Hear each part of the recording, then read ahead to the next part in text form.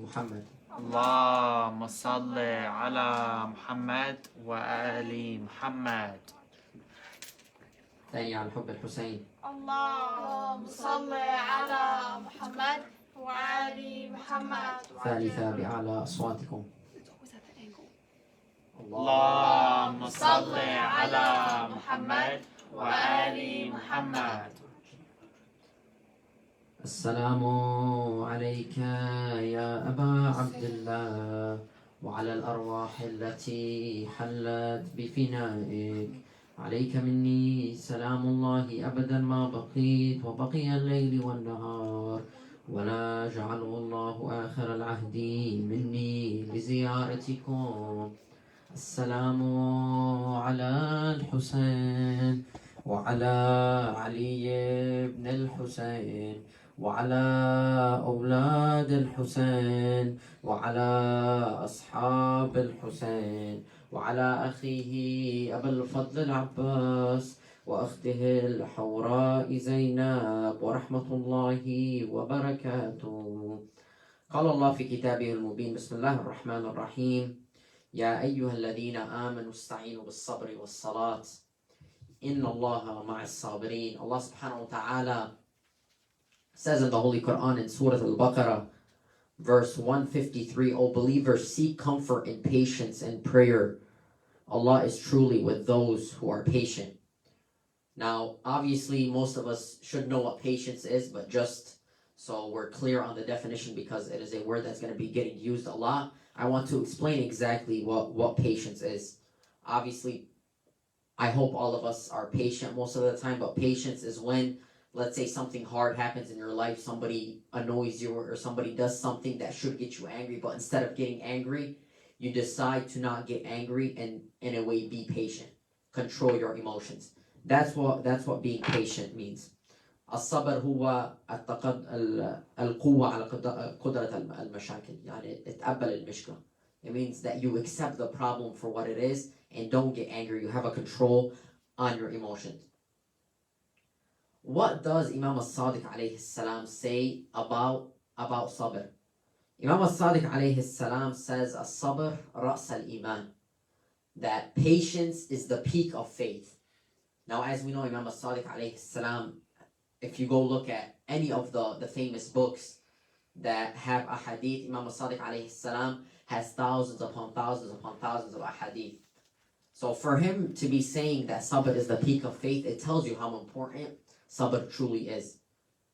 As we know, the sister of Imam al-Hussein alayhi salam, Sayyidah Zainab alayhi salam, who they call her al-Jabal al-Sabr, the mountain of patience. And inshallah we will get into it a little later. But in today's life, you must be very patient. On a personal level with people, you must be very, very patient. And with yourself on a mental level, you must also be very patient. There's many statistics. You can go search it online. Right now, if you go search what not being patient or what stress leads to, it will show you. Stress can lead to like depression, anxiety. It can lead to stuff even worse than that. For example, heart diseases. It can lead to problems like mental and physical problems. So it is very important today for one person to be very, very patient. Sallu ala Muhammad wa ali Muhammad. اللهم صل على محمد وآل محمد.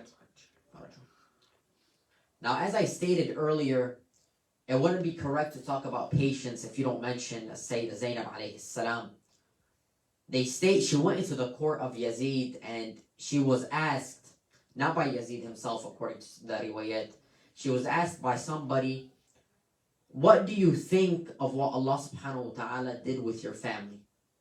Now, of course, this is after the family of Imam al-Hussein alayhi salam, and Imam al-Hussein alayhi salam himself was killed. She was asked, what do you think of what Allah subhanahu wa ta'ala did with your family? Now, obviously, this is not too long after she watched her family get slaughtered. She watched them get beheaded. She watched that army of savages attack their tents and hurt the little children. She replied to this man by saying, "Ma ra'aytu illa jamila." I saw nothing but beauty. Now, when somebody hears this, obviously somebody who is not strong in faith, or somebody who might not be familiar with the religion of Islam, or with the Sayyidah Zainab and how pious she is, they might say, how does this make any sense? She just watched her family get slaughtered, and she just watched them get beheaded. Why would it make sense for her to say, I saw nothing but beauty? This is a Sayyidah Zainab alayhi salam, in a way paying very, very close attention to the words of the person that said this to her, and obviously being very patient. As Sayyidah Zainab in all cases was always very patient. But you must pay attention to the words. He asked her, what do you think of what Allah subhanahu wa ta'ala did with your family? As we know, Allah subhanahu wa ta'ala is not the doer of sin. Allah subhanahu wa ta'ala will never do that to the family of the Holy Prophet Muhammad sallallahu alayhi wa sallam. Sallallahu ala Muhammad wa ali Muhammad. Allahumma salli ala Muhammad wa ali Muhammad. Now, something that might have hurt a little more than her getting asked, what do you think of what Allah subhanahu wa ta'ala did with your family, was her sacrificing her two sons during the battle of Karbala. The first was Aun and the second was Muhammad. They state one of them was 13 and the other was 11 years old. Going into the battle of Karbala, fighting men over double their age, over double their size, and after seeing them be slaughtered, seeing them be killed, what did the Sayyidah Zainab alayhi salam say? They state she raised her hands into the sky and she said, Ya Allah, I hope you accept my sacrifice. Ya Allah, I am proud of my two sons who were able to stay on the correct path and sacrifice their life for Islam. You will never hear somebody today saying this. This, like I said, is a very, very different level of iman. This is a very different level of patience. As Sayyidah Zainab alayhi salam, after seeing her children be slaughtered, was begging Allah subhanahu wa ta'ala to accept her sacrifice, even though she was the one that lost something. So what I'm trying to get at, my brothers and sisters, is if you want to be patient, you must build a strong foundation. And that strong foundation is Islam. That strong foundation is being close to Allah subhanahu wa ta'ala. We spoke about it yesterday. Being close to Allah subhanahu wa ta'ala is the most important thing. Think of Allah subhanahu wa ta'ala as your friend. If you want to be close with your friend, and if you want to get to know more about your friend, you must speak to your friend. Obviously, this is the key. Like we always say, knowing Allah subhanahu wa ta'ala is just the beginning. After knowing Allah subhanahu wa ta'ala, that is when the doors of knowledge begin to open. One door leads to 100, 100 lead to 1,000, and they just keep multiplying and keep multiplying. Sallallahu ala Muhammad wa ali Muhammad. Allahumma salli ala Muhammad wa ali Muhammad. Obviously today, by many we are commanded to do what Allah subhanahu wa ta'ala loves. If you want to be showered with Allah subhanahu wa ta'ala's blessings, if you want to be granted Jannah, you must do what Allah subhanahu wa ta'ala says. What does Allah subhanahu wa ta'ala say in the Holy Quran in Surah Ali Imran in the verse 146? Allah subhanahu wa ta'ala says, Bismillah ar-Rahman ar-Rahim, Wallahu yuhibbu as-sabirin, Sadaqallahu al-Aliyyul Azim. Allah subhanahu wa ta'ala loves those who are patient. I began with the verse, Bismillah ar-Rahman ar-Rahim, Ya ayyuha alladhina amanu ista'inu bis-sabri was-salat, Inna Allah yuhibbu as-sabirin, Inna Allah ma'as-sabirin. Allah subhanahu wa ta'ala loves those who are patient. Allah subhanahu wa ta'ala will stand by the side of those who are patient. If you look at something common between all 14 of the Ma'asumin, pretty much the family of the Holy Prophet Muhammad sallallahu alayhi wa sallam. Allahumma salli ala Muhammad wa ali Muhammad. Obviously, they have many things in common. They're all pious. They're all close to Allah subhanahu wa ta'ala. They all pray. They're all sinless. But another thing they all have in common is they're all patient. They all have had tests fall onto them. For example, the Holy Prophet Muhammad sallallahu alayhi wa sallam, after preaching for 10 to 15 years and only getting a handful of followers and continuing to preach, do you not have to be patient? Imam Ali alayhi salam, after being stripped of his rightful spot as the Khalifa and having to wait 27 years to get his rightful spot as the Khalifa, do you not have to be patient? Imam al-Hasan alayhi salam, when seeing his Shias being killed by the army of Muawiyah, may Allah subhanahu wa ta'ala curse him, Do you not have to be patient? Imam al-Hussein alayhi salam, who in this month we are commemorating the death of him and his family. Him seeing his family being slaughtered, him seeing the children being slaughtered, him holding up his 1-year-old son Abdullah al-Radi' and seeing an arrow being shot which led to his death. Do you not have to be patient to endure such pain? Imam Zayn al-Abidin alayhi salam, after the battle of Karbala, the trials that fell onto him, do you not have to be patient in order to endure this pain? And obviously, all the other imams face trials and tests. And the imam of our time, Imam al-Mahdi, Ajullah Ta'ala Farjahu al-Sharif, how long has he been away? Do you not have to be patient to stay away for that long? To wait for the perfect time? So yes, my brothers and sisters, and to the viewers online, Imam al-Sadiq alayhi salam says the peak of faith is sabr. If you are not patient, you will accomplish nothing. I accidentally just rhymed there. But yes, Imam al-Sadiq alayhi salam said the peak of faith is sabr.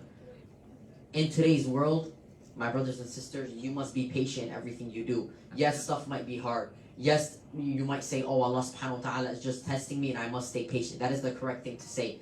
But in order to accomplish anything in this world, you must be patient. For example, let's say today, you're praying and you're saying, oh, prayer is taking too long. 5 minutes is too long. You must stay patient, ignore that 5 minutes and continue to pray. Or today, for example, you want to be a lawyer, or you want to be a doctor, or you want to be a therapist, or you want to be anything. That will take time, 4 or 5 years out of your life, 6, 7 years, maybe even 10.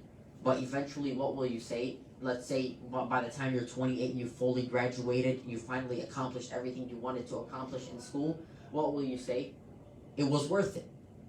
And what will be the reason you accomplished what you accomplished? Because you were patient.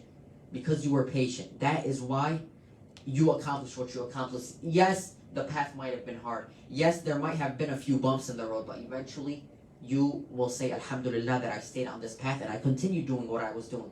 The same applies with your akhirah. Even though, yes, 60 and 70 years is a lot longer than 6 or 7 years, which you might take to accomplish and graduate in school. 60 and 70 years, the reward that you're going to be getting there is going to be multiplied by 1 billion. The reward that you're going to be getting there is unlimited. So yes, my brothers and sisters, even though the path might be hard, once you look at the end, if you see that it's worth it, continue moving on this path. If you see that it has no benefit, that is when you get off that path and you look for a better path. Obviously, as we know, there's only one path to Allah subhanahu wa ta'ala. There's only one path. The path to sin, the path to do bad, there's thousands and thousands and thousands and thousands of those paths. There's only one path to Allah subhanahu wa ta'ala. That's what makes it the most rare, the most great, the most high path of them all. Only the true believers will be able to walk on this path and stay on this path. Because as I stated, it requires you being pious, it requires you being patient, it requires you being a true mu'min in order to stay on that path. Sallallahu ala Muhammad wa ali Muhammad. Allahumma salli ala Muhammad wa ali Muhammad. One more reminder, my brothers and sisters, in this holy month, we must stay close to Allah subhanahu wa ta'ala as much as we possibly can. Obviously, as we know, inshallah, we will go over in a few days. During this holy month, especially on the 10th, there is many mustahab acts that you can do that will get you closer to Allah subhanahu wa ta'ala, that will erase your sins, that will make you higher in Jannah, of course. Sallu ala Muhammad wa ali Muhammad. Allahumma salli ala Muhammad wa ali Muhammad. As we stated earlier, during this holy month, many were required to stay patient. Tonight is the 5th of the holy month of Muharram. Day by day, the scene in Karbala is beginning to change. More and more soldiers join the enemy's camp. More join the enemy's camp, while little join the camp of Imam al-Hussein alayhi salam, the grandson of the Holy Prophet Muhammad sallallahu alayhi wa sallam. They say, as Sayyidah Zainab said to her brother, Brother Hussein, thousands of soldiers are gathering to fight you. We have hardly 72 men with us. Do you not have anyone to come to your help? He said, my sister Zainab, many wanted to join me during the journey from Medina to Karbala, I politely discouraged them because their intention was not pure, their intention was not truthful. Many joined on the way, but they have ran away during the journey because they were scared of dying. He continued, Zainab, my sister, falsehood can buy many supporters, but truth has only a few friends, as I stated earlier. Falsehood has thousands and thousands of paths, while the true path only has one. The soldiers on the other sides have been bought. They prefer happiness in this world than in the hereafter. My 72 truthful men prefer happiness in the hereafter, and that is why they are with me. That night, Imam al-Hussein wrote a letter to his childhood friend Habib ibn Mazahir, who was in Kufa. As I stated, Kufa was blocked off and nobody was allowed to leave. Habib ibn Mazahir did not know the whereabouts of his childhood friend Imam al-Hussein alayhi salam until the letter from Imam al-Hussein arrived at his house. They stayed at the time. He was having breakfast with his wife and his young son. They stayed. Habib read the letter from Hussein. He kissed it and tears began to flow from his eyes. His wife asked him, "What is wrong, Habib?" Habib said, "I have received a letter from my master Hussein. He has asked me to join him in Karbala. Yazid's soldiers have surrounded him and are after his life." Habib's wife said, just listen to these words, "Habib, your childhood friend has called you. Your master needs your help. What are you waiting for? Go, Habib, go before it's too late." Habib's worry was how to escape from Kufa without being seen. He instructed his servant to take his horse to a farm outside the city and wait for him there.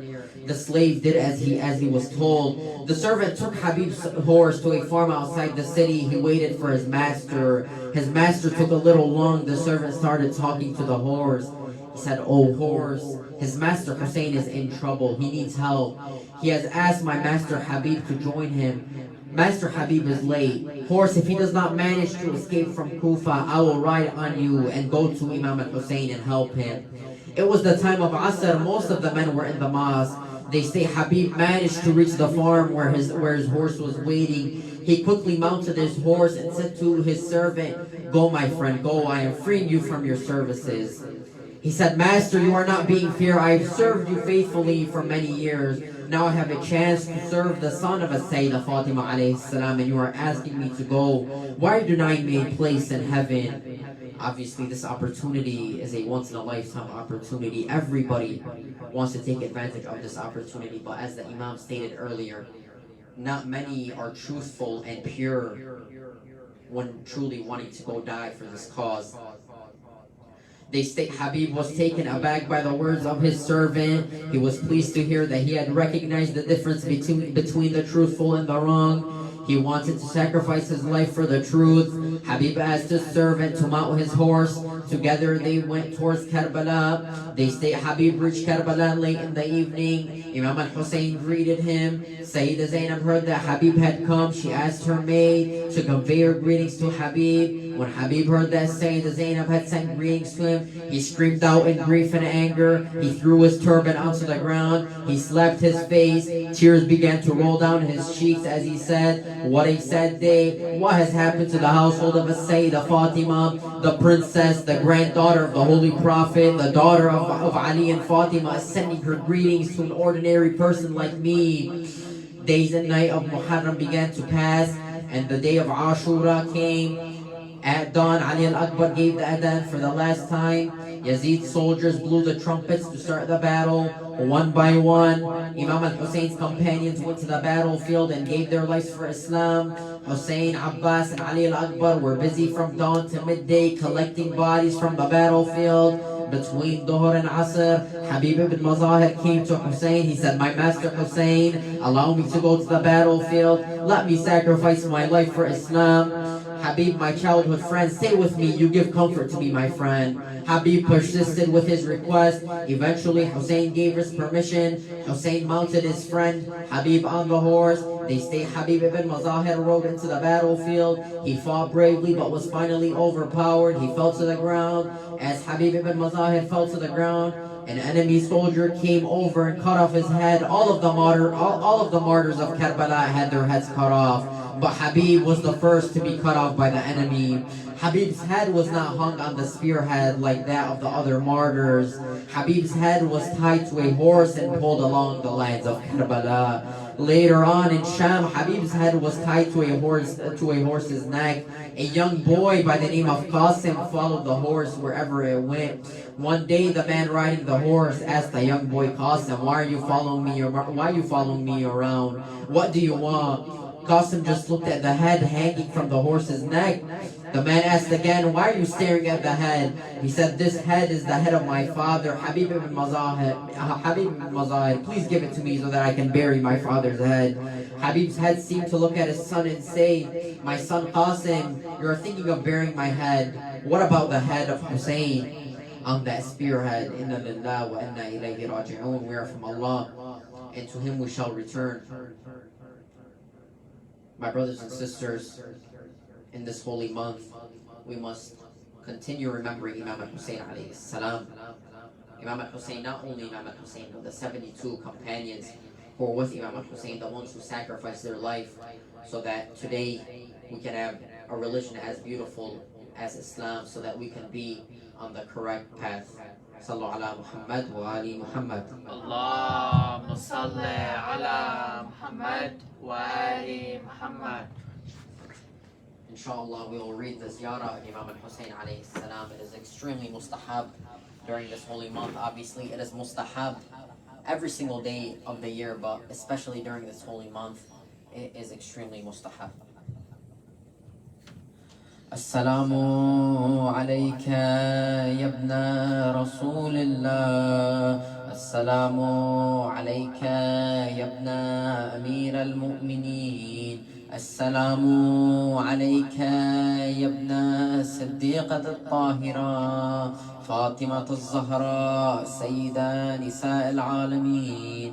السلام عليك يا مولاي يا أبا عبد الله ورحمة الله وبركاته. أشهد أنك قد أقمت الصلاة وآتيت الزكاة وأمرت بالمعروف ونهيت عن المنكر وتلوت الكتاب حق تلاوته وجاهدت في الله حق جهاده وصبرت على الأضحى في جنبه محتسبا حتى أتاك اليقين. وأشهد أن الذين خالفوك وحاربوك والذين خاذلوك والذين قتلوك وقد خاب من افترى لعن الله الظالمين لكم من الأولين والآخرين وعليهم العذاب الأليم. أتيتك يا مولاي يا ابن رسول الله